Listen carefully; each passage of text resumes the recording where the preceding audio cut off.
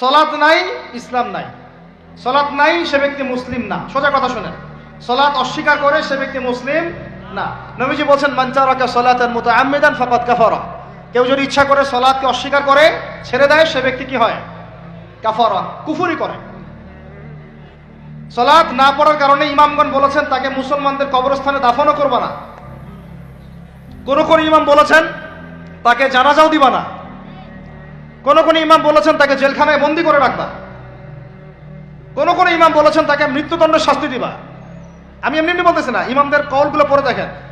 নামাজ না পড়াটা যেমন তেমন পাপ না তো, ইচ্ছা হইলে পড়লাম, ইচ্ছা হইলে পড়লাম না, এমন না।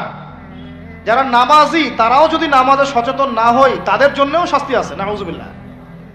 ফাওয়াইলুল লিল মুসাল্লিন আল্লাযীনা হুম আন সালাতিহিম সাহুন আল্লাযীনা হুম ইউরাউনা ওয়া ইয়ামনাউনাল মাউন। এখানে বলা হচ্ছে মুসল্লিদের জন্য দুর্ভোগ, গাফেল, উদাসীন।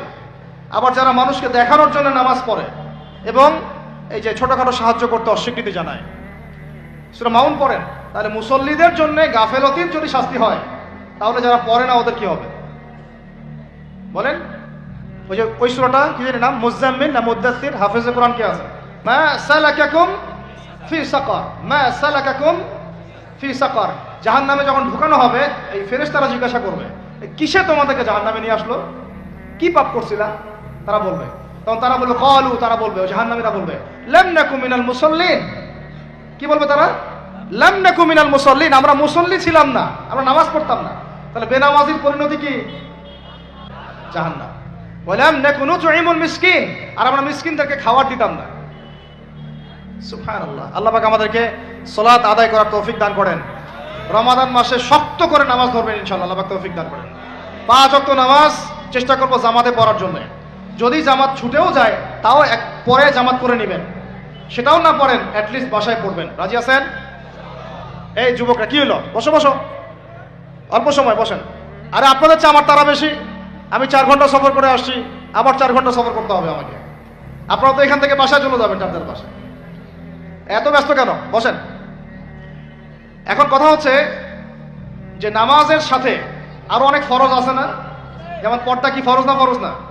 যাকাত ফরজ না? ফরজ না? তারপরে আল্লাহ পাকের আনুগত্য করা, এটা ফরজ না? ফরজ না? রাসূলের আনুগত্য, তাওহীদ ফরজ না? সুন্নাত। এই জিনিসগুলো, ফরজগুলোকে শক্ত করে ধরবো ইনশাআল্লাহ। রাজি আছেন? তাহলে 4 নাম্বার হচ্ছে রমজান, এটা কি 5 নাম্বার না? 5 নাম্বার, রমজান মাসে ফরজ ইবাদতগুলোতে সর্বোচ্চ গুরুত্ব দিব ইনশাআল্লাহ। রাজি? 6 নাম্বার হচ্ছে, এটা কত, 6 বলছি? 5। 6 নাম্বার হচ্ছে ফরজের পাশাপাশি সুন্নত এবং নফলের পাবন্দি। ফরজের পাশাপাশি সুন্নত এবং নফলের পাবন্দি, মানে দেখেন ফরজ নামাজের আগে পিছে অনেক নামাজ আছে না সুন্নত? দৈনিক 12 রাকাত সুন্নত যে ব্যক্তি পড়বে তার জন্য জান্নাতে ঘর নির্মাণ করা হবে। কোন 12 রাকাত? ফজরের আগে 2, ফজরের আগে, জোহরের আগে 4, তারপরে 2, তারপরে মাগরিবের পরে, এশার পরে, মোট কত হলো?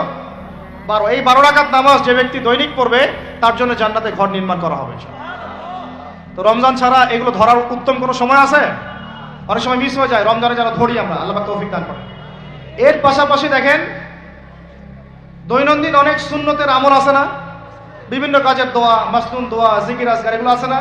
এই প্রত্যেকটা কাজকে শক্ত করে আঁকড়ে ধরবো ইনশাআল্লাহ, আল্লাহ পাক তৌফিক দান করেন। আমিন।